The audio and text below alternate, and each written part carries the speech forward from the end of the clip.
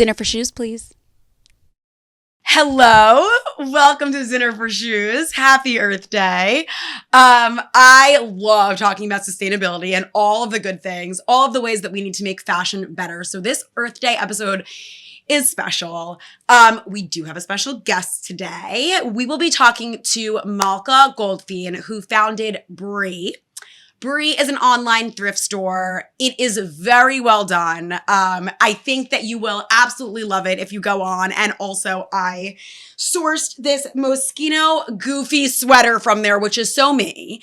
Anyone who knows me knows that I am so Disney. So when I saw this sweater, I mean, look at the back of it. Am I doing it service? Like, how am I out of the shot? How cool. Right? How cool is this sweater? Okay, I would live in this sweater. I absolutely love it. I love like the deep indigo shade. It's just so cool. The cats haven't gotten to it yet, so there's not that much cat hair. Oh my God, so cool. Okay, so Malka sent me this sweater in order to record the episode of Dinner for Shoes just because I was so excited to honestly discover a new platform where I could source and thrift vintage clothing from. But what is special about Brie and what makes Brie different than so many of the other online vintage retailers out there, or honestly, even in-person thrift shops or vintage stores, is that Brie allows you to select a charity. There are so many charities that you can choose where a portion of your proceeds go to, okay? That is huge because you're not only helping the environment by shopping sustainably and re-wearing clothing, you're also donating your money to a good cause to continue to help the environment or whatever charity is important to your heart, right? So I love that about Brie.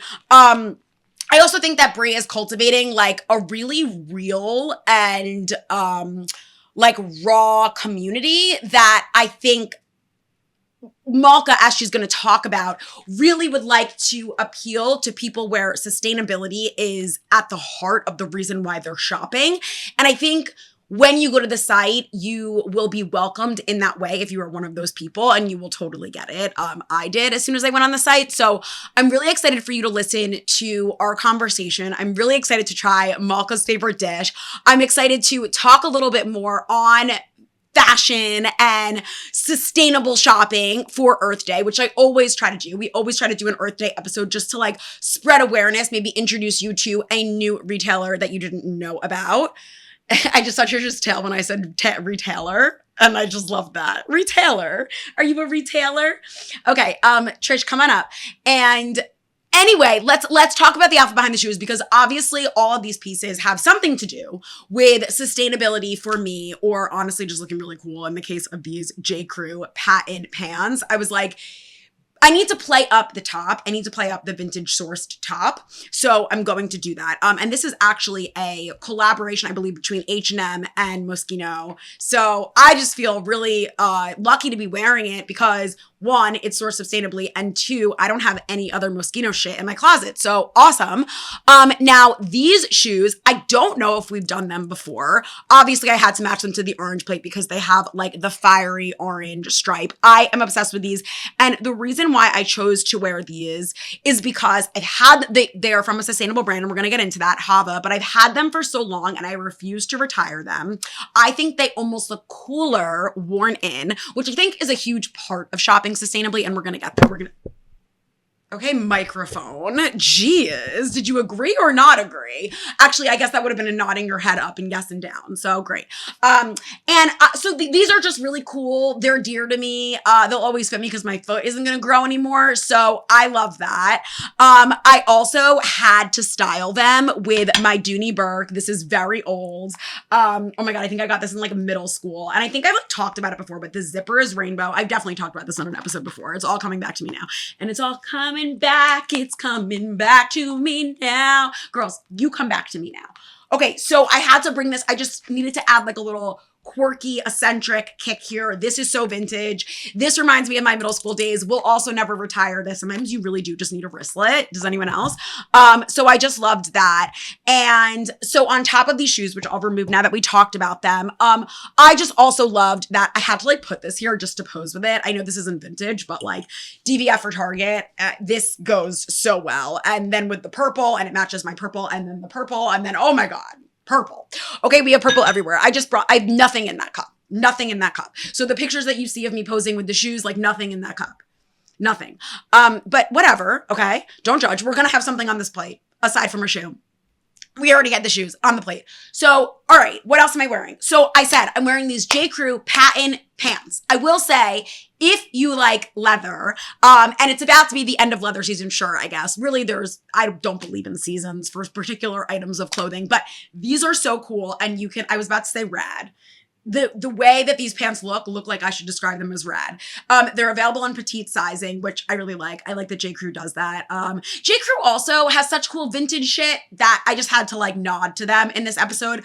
So this is my one non-vintage item that I'm wearing today. I'm not wearing any jewelry besides this really cool ring that is vintage. It is from, this I know for sure is not from my grandma, but my aunt who passed away, and she let me look at her on my dad's side. And she let me look at her rings once upon a time when I was really young. And I picked this one, not knowing that like I would still love it when I was older. And it's got this purple tint to the stone in the middle of it, and just like really ornate gold, enamel here. So I love it. And I always like to wear it whenever I'm wearing purple, to be quite honest, because I find that when I'm wearing purple, it brings out the purple and the gemstone a little bit more. So cool, right? And I do want to address the elephant in the room that yes, my hair does look better. Thank you. We all know, if you have not watched Bagels and Botched Hair, go watch Bagels and Botched Hair. We all know how rough my hair was looking about over a year ago. So it has definitely come a long way. And what I do want to say about my hair today is that I don't know what's going on. This is my natural hair. Like I washed it and it just dried like this in this like cool wavy situation. So I wasn't going to touch it. I just put a little bit of oil. And I do know what I think it is. And it's that today I swam for the first time in a really long time. I'm healing tendonitis in my knee. Oh, did you hear that? I feel like Ross and Friends. Why do I feel like I've worn these in the podcast before and said that? We definitely talked about Ross in Friends in the leather pants on the podcast before. Deja vu. I'm doing this because my right knee has very bad tendonitis and I can't run right now. Anyone who knows me knows that I am such a bitch when I can't run, but I do really like swimming. When I can't run, I swear by it. I think it heals all. And today I finally rejoined the gym. So I went swimming, and I'm wondering if the chlorine having gotten through my swim cap made my hair this texture, because I have been letting it air dry since 1992 and it's never air dried like this. So I don't know what's going on. Do you know what's going on? You're half in. You're half in. Are you hungry? You're tired. What a shocker after you've been sleeping all day long. Kit, do you want to get out and come over here? All right.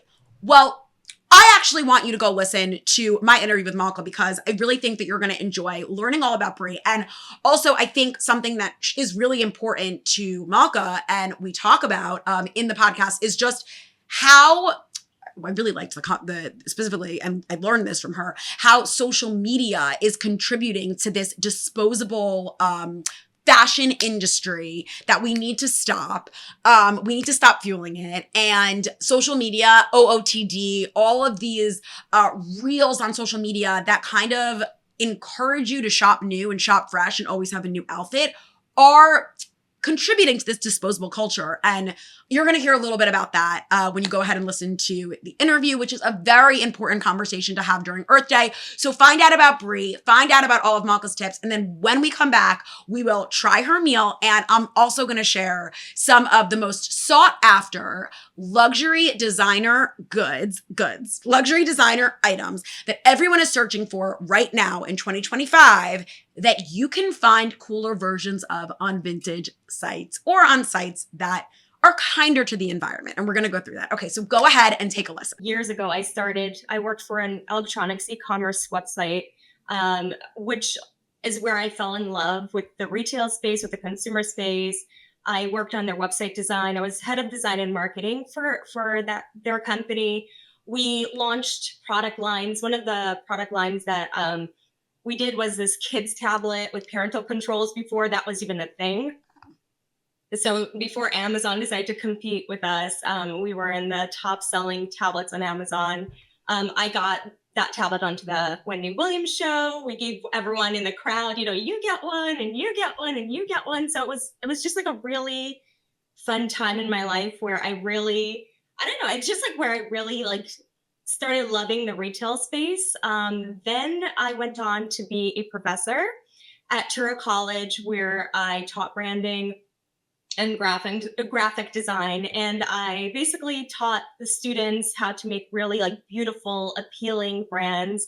Then I had my own agency where I did more of that stuff, advertising, web design, and branding.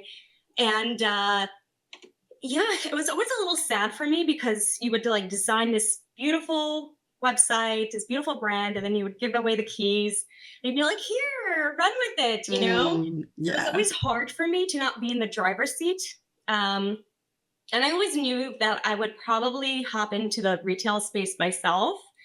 I have always been obsessed with secondhand. For me, it was always a hack.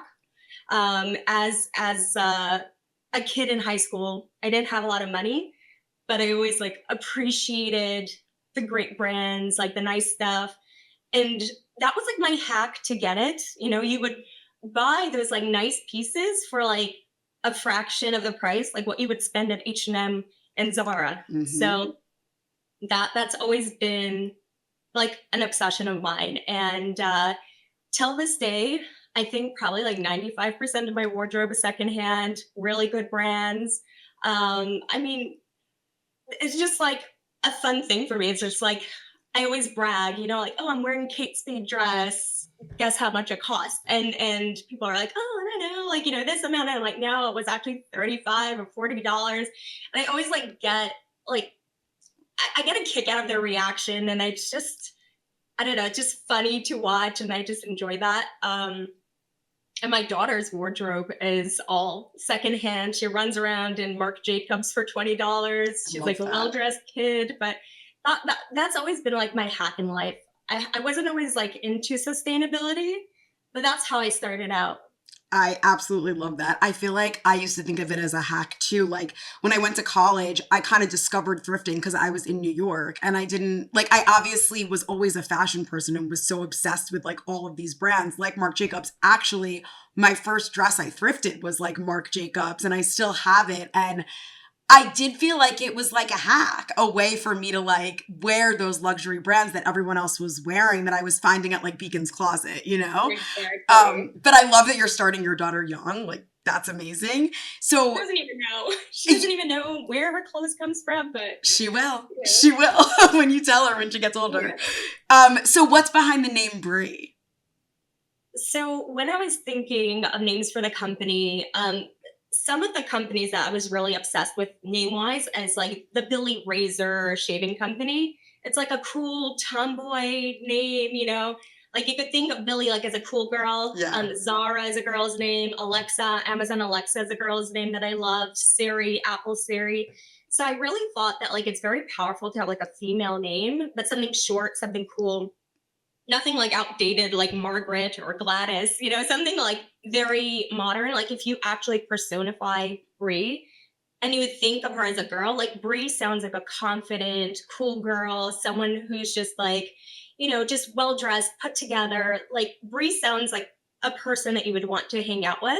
It's also a very short name, a very memorable name. And it happens to be my favorite TV show character, Brie Vanderkamp from Desperate Housewives. So I thought it was perfect. I love that. That is so great. I like that you kind of like looked within for a name and you didn't like take, I don't know, someone in your life that inspired. It was kind of like pulling from multiple different aspects that you liked and naming it that. That is awesome. And some people are like, Brie, like the cheese? I'm like, well, the cheese, well, at least it's a more higher end cheese, like a more sophisticated cheese. Yeah, it's sophisticated and cool. It's everyone's favorite cheese. I feel like everyone loves like Brie when they're with their friends. Like you're just like, I want crackers and Brie. Like it. And Brie Larson. Yeah, there you go. Love her, and she is chic. Yeah, 100%. So, but one of the great things, of course, like just shopping and thrifting vintage in and of itself is obviously a great model for sustainability, right? But then you also allow your users to donate their pre-loved clothing to support their chosen charities as part of the brand, which is amazing. So how did you kind of think of that as your model for the site? Yeah. So when you go to Goodwill, you don't get to choose the charity you give to. You go to, you shop, you go to different thrift stores. You don't get a say. There's nowhere where you go and you're like, oh, okay, I want to like support this charity. So with Brie, we thought it would be an insanely cool concept where you can both donate and purchase and support any charity of your choice. So when you purchase on Brie, you can choose from 1.5 million US registered charities. Oh my gosh. So that means you buy something and you can support your community center, your kid's school, if it happens to be a nonprofit, a synagogue, a church. You're into animal rights, you're able to support like animal charities. So yeah, I mean, you're able to buy things, but also feel good that you're actually supporting something close to your heart, like in any category that you choose. We thought it was going to be fun and impactful. Yeah, and then you can also, well, trees are also planted with every purchase on top of that, right? So you're like combining, like I feel like there are so many brands that do like just one of these things, or like maybe they allow their shoppers to, contribute a percentage of the proceeds to charities, but it's like there's 5 charities to choose from. So you just went all out. Yeah. I absolutely love that. So I mean, why we actually do the tree planting, and we basically we do with every order we plant trees, we offset CO2, and we clean up plastic.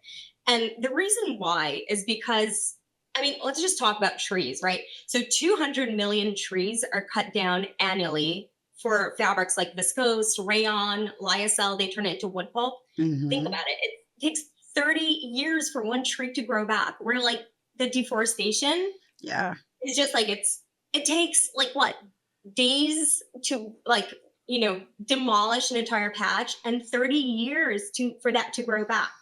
So so that's where we're planting trees, trying to like, restore that. And for CO2, fashion accounts for 10% of the global carbon emissions in the entire world. So that's more than international flights. So that's where we're restoring it. If you want, I could dive into a little bit. I think it's Earth Day, so I think it would be interesting to actually dive into how this even all came about. Yeah. I know you want to talk a little bit about disposable culture and just like clothing in general, and also just kind of like how social media plays into that, which I think is very interesting because I feel like we don't hear this topic talked about from the social media perspective that I know you want to come at. So yeah, let's dive in. Okay, so this is just something that I've been thinking about like just lately and piecing these things together. For thousands of years, people rewore their clothing. They had small closets. Clothing was crafted. It was high quality, and that's how people lived. And everything was, there was tailors on almost every block. There was shoe repair. That's how we lived for years and years up until like the 1950s, when there was like the introduction of plastics like Tupperware. All of a sudden these housewives are like, oh, wait, I don't have to wash dishes. I could just throw it out, right? That is so convenient. In the 1930s, 1940s about, there was the introduction of nylon and polyester. So these are like plastic, fabrics where they were just much cheaper. They were very appealing because they are wrinkle resistant. They are also stretchier, so they fit better. So there was the beginning of like the fast fashion, like start of the culture. Fast forward 1990s, 2000s, Zara and H&M came into play. They all of a sudden took, people had seasons, but they would introduce, collections. Zara and H&M sped up that process. Like every few weeks, they started bringing in new items. And then came the Instagram, TikTok, influencer revolution. And then all of a sudden, everyone's taking pictures of themselves. It lives online forever. They took a picture of their outfit. They're like, oh my God, how can I rewear this? It's online. People have seen me in this already. And influencers are promoting all these new trends and hashtags like OOTD, outfit of the day. It's promoting like, oh, we need a new outfit every single day. And that became a really big problem. The disposable culture went crazy. I remember getting these Princeton like knockoff, like Princeton inspired Gucci like mules with the fur in the back. And I remember thinking about it, and then 6 months in, like jumping onto the bandwagon, and then 6 months later being like, no one's wearing them. I just feel so awkward wearing them. Even I like get into these like moments where like I'll have like a very like bright colored dress, and I'll be like, people have seen me in this already. It's such a memorable print. Like it's bright yellow and it's memorable. Like, oh, this print, black is a little more easy to get away with, Yeah. But like these bright patterns, and that's where we have this issue with the landfills, where people are now, their closets are so huge that they don't have space for all of it. So they're basically throwing it out into the landfill. And what is the landfill? What is a landfill? It's basically a hole in the ground that you're just dumping, and it's now there's these landfills are as big as cities, and we're going to run out of space. I mean, polyesters take thousands of years to decompose. So they're sitting there. You can't do anything with that.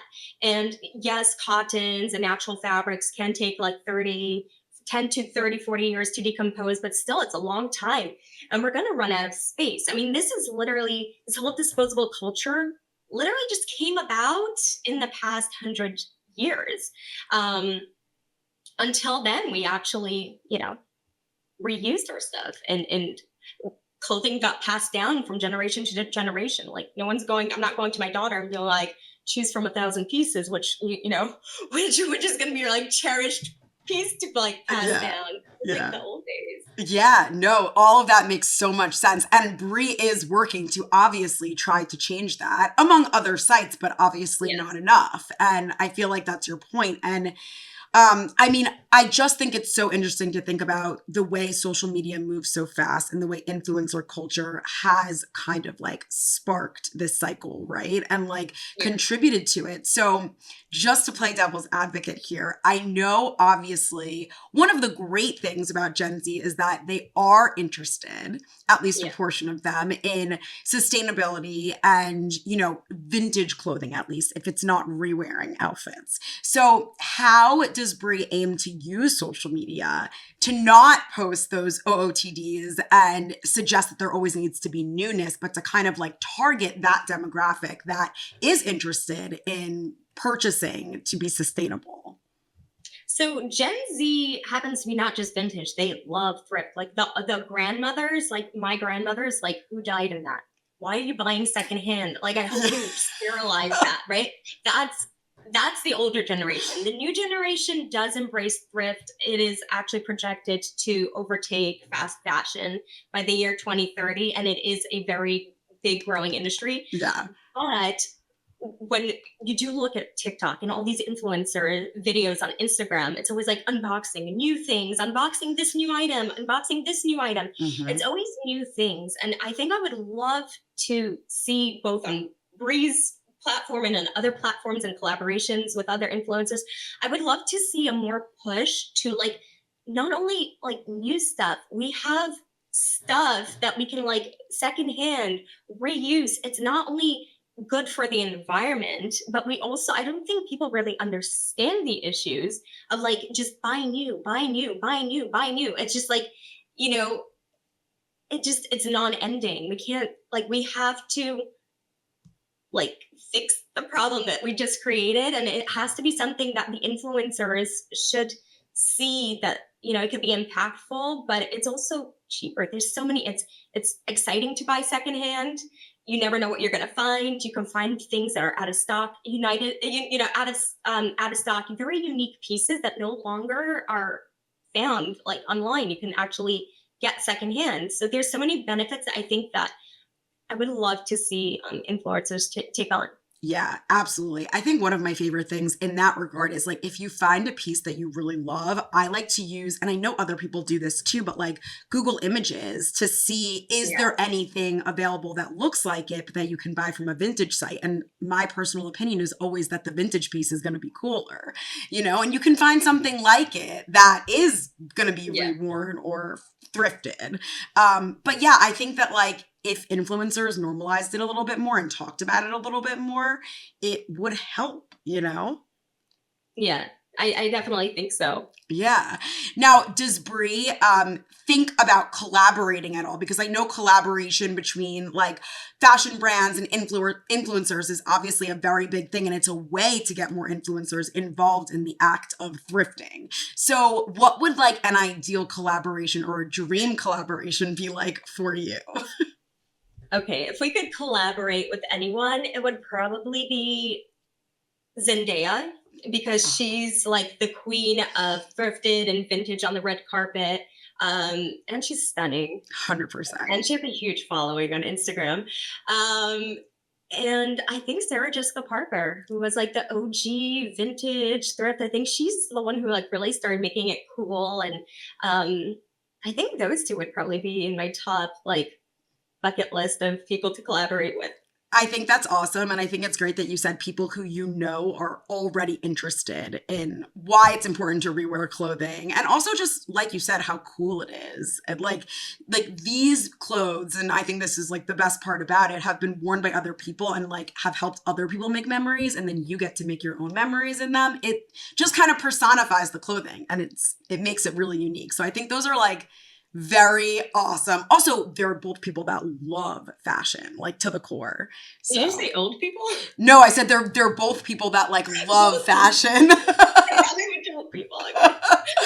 They just like they have such an appreciation for clothing, like on top of that. So I think that those are just really great answers. And I also know that obviously a lot of brands, whether they are thrifting brands or completely new brands, new labels, are kind of using technology to advance and maybe to enhance sustainability efforts. How do you imagine Brie doing that in the future? I mean, we are working towards getting an app up. We need to improve our filters. We want to have reverse image search. I mean, the nightmare, I think, when it comes to thrifting, especially on huge websites like Poshmark, ThredUp, Brie, like we would love to see reverse image search, better AI keywords, meaning you search sequin dress, the glitter dress doesn't come up. Like you want to be able to have like AI, like the search, just narrow it down to understand you a little better so you can use different keywords, better filters, and just to make it easier to find things. So definitely technology is really important for us, and we're definitely headed that route, and we hope to improve and, more to come. Yeah. Well, I think your site is great. It's got a great interface. It's very clean and it's like inviting and it doesn't stress me out at all. Like I'm not going to name names, but there are definitely other vintage sites that like they do kind of stress me out. Even just like the product images themselves, like I can't really tell what it looks like. So I think that you're doing a great job.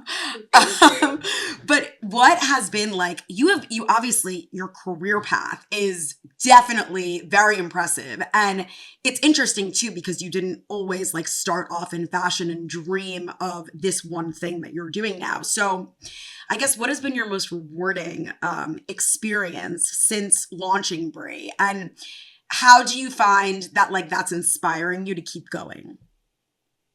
Yeah. So, I mean, the way I think of Brie is like, it just feels like a baby, a little, in the beginning, it felt like a newborn baby without like, it couldn't do anything and you have to like feed it. And then it started crawling and then you started like, we started hiring employees. We got a space. We grew to a bigger space. Like every single milestone is rewarding, and it literally feels like raising a child, and you start seeing it like growing legs and Yeah. starting to walk. So we're still we're still in the baby phases, but just seeing every single milestone is just very rewarding. Every time something new like happens, when we start seeing like returned, like customers returning, and it's just like, it just all these little things that really just like, oh wait, this happened, and oh wait, like we have a team, that's growing, and it's just like, all I think there's not like one thing to pinpoint, and it's always like it's constant. It's always like every little thing, every time it like gets more advanced and more sophisticated, it's just rewarding to see. I love that. And then on days where like your job feels mundane or like you feel like you're not moving, you just look back on those moments and you kind of like reverse appreciate them. I think that's like a really good note too for any entrepreneur, honestly. But that kind of leads me into my question about Earth Day in general, which is just, so much now about sustainability, about landfills and what clothing is doing to the environment. For someone who does want to start small, and I like to ask this question to anyone who I know is like an expert in sustainability, what are like the tips that you would tell your friends as a consumer who wants to shop better? Where can they start? And maybe even like, is there something that you think that people aren't doing that is so simple that they could be doing when it comes to shopping more sustainably? I think even more so than shopping, something I would love to tell people, especially when they're like decluttering, right? When they're decluttering, when you throw out a huge portion of your stuff. Oh, I don't need this ice cream maker, garbage. Right. I haven't used this, garbage, right? So that's like the way we do it when we declutter. I think that I would love to see my friends and people just be more mindful, because, you know, households in America are sitting on billions and billions and billions of items that they are just not using that other people would love. You might not want your ice cream maker. I sure as heck would want your ice cream maker for my kid. Mm-hmm. So there's everyone's sitting on so much unused goods that I think that, before throwing something out, I think it would be great for you to say, like, ask your friends and family, hey, do you guys want this? Or even making some money, list it on Mercari, like list it on eBay, list it, it's not even just clothing, it's everything in your life. And when shopping, same thing. Like, why would you, like, if there's things in perfectly good condition at like a fraction of the price, like, why would you ever buy? It's not even a sustainability thing, it's like a bargain thing. Like, save money. You want to buy, an office chairs. You want to buy office chairs, buy them secondhand. You're gonna, like, instead of spending $500 a chair, you'll spend $100 a chair, Mm-hmm. and they're still in perfect condition. You need, a new handbag. Why spend, you want, a Todd's handbag. Why spend full price when you could get it for like a quarter of the price and it's in perfect condition? Mm-hmm. So I don't understand why people would even buy brand new. I always think secondhand, because for me, not even sustainability, it's just like money. Like, Yeah. you save so much money buying secondhand anything and everything. Totally. From lamps to baby gadgets. I mean, there's certain things, maybe sanitary things, that would be like a little more like, okay, brand new. Yeah. Most things can be bought secondhand. No, I completely agree with you. I feel like when it comes to bags and shoes specifically too, the second you wear anything new, especially if it's white and it's leather, like, it is going to have a scratch or a little scuff on it, which makes it pretty much the same as a bag that is usable that you can buy secondhand. And definitely the same for shoes. And then I feel like also you mentioned, like, if you wanted to throw away like a kitchen appliance, I would recommend to people, like, if you live in an apartment building, which so many of us live in an apartment building, like, just text the group of the people that live around you and be like, does anyone want this? It's the simplest thing you can do by like sending a text before you put it in the trash, Exactly. Yeah. Crazy. But I think that we're spreading the word. So I absolutely love that. I definitely think that, yeah, I think it's just a mentality shift. And I think especially us born like in a younger generation, that's all we knew. And I think when I tell people this like historical thing, like where it goes like, from the 1900s, they're like, what? Yeah. We weren't just throwing things out all the time. And I'm like, no, we weren't just throwing things out at like, this is just the past like 20, 30, 50 years. Totally, because Amazon didn't exist. No one was overproducing. You couldn't just go buy a blender. Like, you know, I think that people like lose touch with what things used to be like when there is so much available now. Exactly. So, and even like parts, you don't even have to throw out like a laptop, replace the part. mhm. Your food processor broke, replace the part. There's like parts that you could just replace, and it's a fraction of the price, and you don't have to throw out this massive gadget. Yeah. Yeah, I think a lot of it comes down to laziness, people who don't need to be checking like every dime to see, you know, what they're spending or not spending. It's shot, I'm going to throw it out. And it really sucks, but I think that you are obviously doing a great thing by bringing Brie to the world. So, I mean, they always say there's like the saying that goes, the number one way to be sustainable is to be naked. The number two way to be sustainable with fashion is to buy secondhand. Mhm. There is nothing more sustainable than rewearing, you know, clothing that people don't want. Like, yeah. you're grossed out with the whole concept. There is detergent with like that you could sterilize, like detergent, like, and you have like a brand new looking item. So I love that. yeah. Yeah. We're back. Okay, Kit, get up here. You haven't been in like the last 2 episodes. Oh, actually, maybe you were in the other one and Trish wasn't. I don't remember. I hope you enjoyed the interview with Malka and learned so much. I really do learn that with every guest, even if they're talking on a topic that I've already talked about before with a different guest, I learn something new. I hear their approach, their point of view and perspective on the topic. And I really enjoy that, which is why I enjoy having special guests on so often. Now, I want to quickly talk about, so these are, I did some research, some trend research to see what everyone is searching for right now when it comes to luxury designer goods, because I think a lot of people do prefer, when they are shopping vintage, I think shopping those name brands that you can't necessarily afford because they are so friggin' expensive, and inflation and in the price and tariffs. And oh my God, like when we talk about some of these items and you hear the prices, it is fucking mind blowing. Like I just always think of that emoji with the brain that is just exploding. That is what I think of when I think of like the price of these Chanel bags, the Bottega Veneta bag we're going to talk about. But these specific items are what everyone is searching for when it comes to designer items. And I'm going to show you how easy it is to just stop before you buy, even if you're thinking of getting a gift for someone, because a lot of the times luxury designer goods are gifts, right? Stop before you buy and see if you can get that item from a vintage shop, thrift it, or maybe you can even rent it, which is huge and so big now. I love renting out my clothing. And if not, like maybe you'll discover something else along the way from one of those vintage stores that you'd rather buy instead. And maybe it's from Brie. Yeah. So, okay, let's talk about what these items are. So the first that I came across that I think, honestly, there were some Hermes searches in here, and I was just like, let's be a little bit more relatable and like affordable. So not that this is that much more affordable, but Louis Vuitton's monogram sneakers. Okay, this is like one of the most searched for, and I'm sure Pharrell has something to do with it, but one of the most searched for items right now. These retail for well over $1,500 with some iterations close to $2,000. I found amazing deals. You can get a pair for $600 on Poshmark. Of course, when you're shopping on Poshmark and any of these vintage stores and you're shopping for shoes, you're going to have to look for your specific sizing, which is a little bit frustrating. But then another pair, I remember these shoes, these trainers just being so cool once upon a time. And I still think they're cool. I think they would look cool with this outfit, in fact. But for $850 at Poshmark, monogram Louis Vuitton sneakers.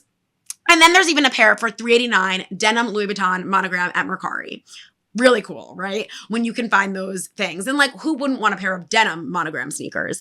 Another thing, another item that is just so popular right now that people are still searching for, that is still highly coveted, is the Dior saddlebag. And these retail for about $4,400, okay? My favorite deals, and honestly, I like these versions even better than just getting a classic Dior bag. And we do talk about that a lot, but I do truly think that a lot of vintage items, a lot of items that were made in season seasons past just have more originality than the newness that we're seeing now. But sorry, I've had a cold for 42 days. Thank you. Sorry. I'm sorry, but that made it better, okay? So now I won't be sniffly. I've literally had a cold for 42 days. So I don't know if that's going away anytime soon. I don't know what's going on. It's like, instead of long COVID, it's like long cold. I have long cold. So, okay, the Dior saddlebag. Now, this retails, like I said, for $4,400. You can get it for $2,300 at The RealReal. And this is in a gorgeous oxblood shade. I mean, that is a gorgeous color. We know how on trend that is. For $2,430 with the Dior etched monogram just in black at The RealReal as well. And then Justin Reed, which is a highly curated vintage art fashion store, is selling this really cool one. It's monogram, but it has the cool, slightly sporty adjustable strap for $1,800. It's marked down from $2,000. So that's amazing. Some other ones. Okay. The Prada Re-Edition 2005 Re-Nylon bag. Now, I think now is actually the time to buy this bag, and I'll tell you why. Stock up if you are going to buy a designer right now, just because Prada just bought Versace, okay? Prada is doing so well. We know Miuccia Prada. We know how much I love her. But what's crazy is that, so this Prada Re-Edition, which is a really cool thing. Anyway, it's nostalgic because it's a re-edition bag, retails for $1,390. And then there's one that also retails for $1,990 when you add the chain and the strap. You can rent this bag at Vivrel for $119 a month if you have a Classique membership, which also allows you to swap out your bag. So cool. And there are different tiers at Vivrel. So if you want to rent, which I always recommend, especially if you have like bag envy and you very quickly want a new bag, that is for you. It is a sustainable way to shop. These are all reused bags. They're being, it's kind of like Sisterhood of the Traveling Bags, right? And I love that. I love how we all make different stories with these clothes. You can get the 2005 Re-Nylon bag for $875 at Fashion File or $750 at Mercari.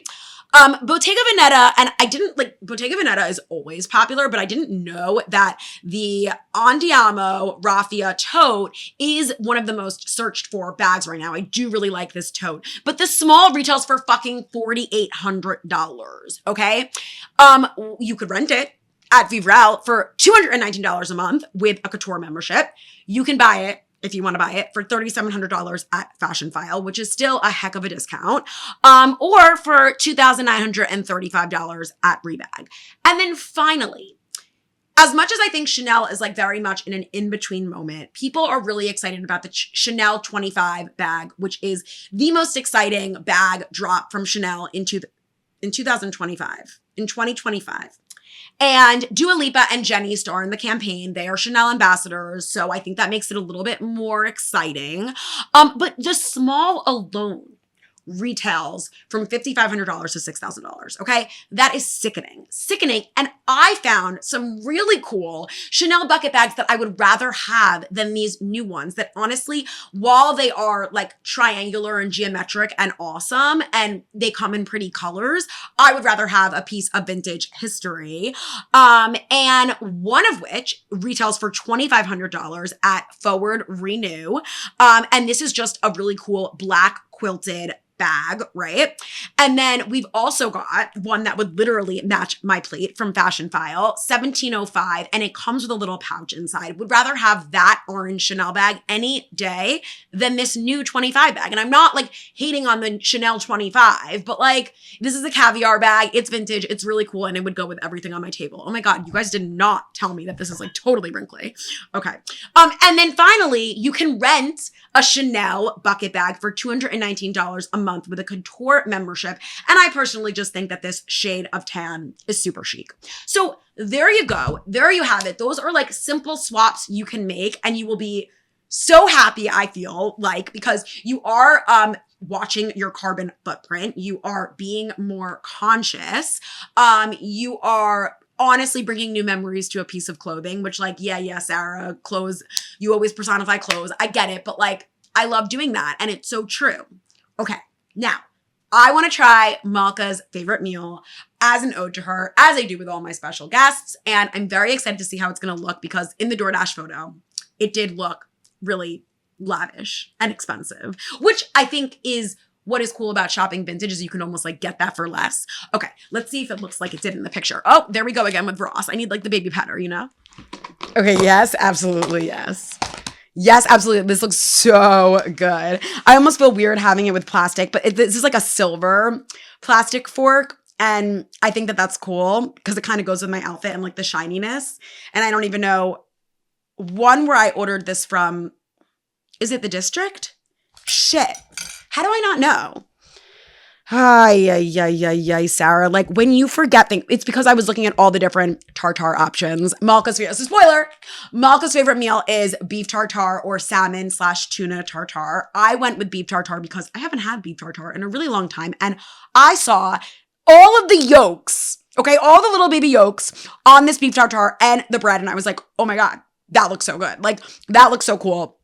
The District. It's from the District in Jersey City. Now, I also am trying the District for the first time. Okay, so let's try this. Let's try it with the bread. I feel like we have to. And it has, let me actually read exactly what this, it's beef tartare, fresh ground beef, capers, shallots, egg yolk, but like little baby egg yolks, which is so cute. Pickled mushrooms, and then consuming raw undercooked meats, poultry, seafood, just kidding. But that like is part of the description.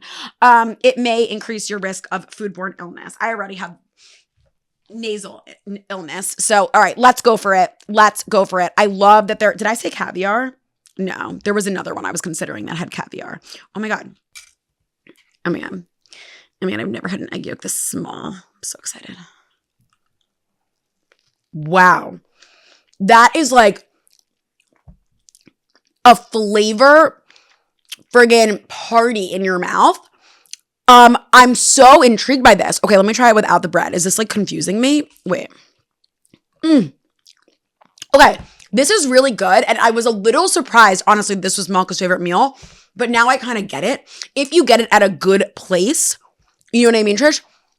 If you get it at a good place, I totally see why this is where it's at. And I will say, like, as much as I love tuna tartare, that almost feels more basic, which is another reason why I wanted to get the beef. I'm just going to dip. Really, really good. Now I want to start ordering from the District. Do you want beef tartare? Do you want beef tartare? It does look like your cat food. I'm not going to lie. Anyway, I hope you learned more about Earth Day. This meal actually looks very earthy. Sorry to scream, Trish, in your ear when you wanted the beef tartare. But this meal looks very earthy. That makes me happy. Honestly, this tartare kind of looks like the earth. And I just hope that you continue to discover new sustainable ways to shop. Malka is full of recommendations. You can follow Brie as a thrift store and as, oh, there she's coming. As a social, big stretch, as a social media platform. On their social media platform, they do a really great job at educating, which is super important when it comes to learning how to shop more sustainably. We love you. We really love the earth and we're so worried about it. And